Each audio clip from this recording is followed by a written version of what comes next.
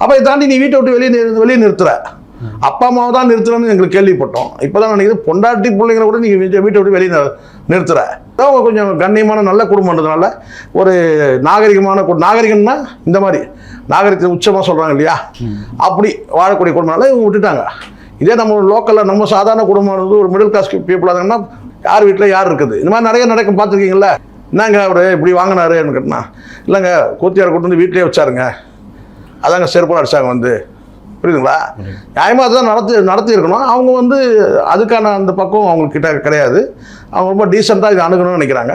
ஒரு கட்டத்தில் பார்த்தாங்க இப்போ சட்டப்பூர்வமாக போயிட்டுருக்காங்க, அவ்வளோதான். இதை தாண்டி வேறு என்ன செய்ய முடியும்? துப்பாக்கி சுட முடியும். அறிவு வேணாலும் யாராக இருக்கட்டும், புருஷனாக இருக்கட்டும், அந்த கழுதி எந்த கழுதியாக இருக்கட்டும், அறிவு வேணும் இல்லை.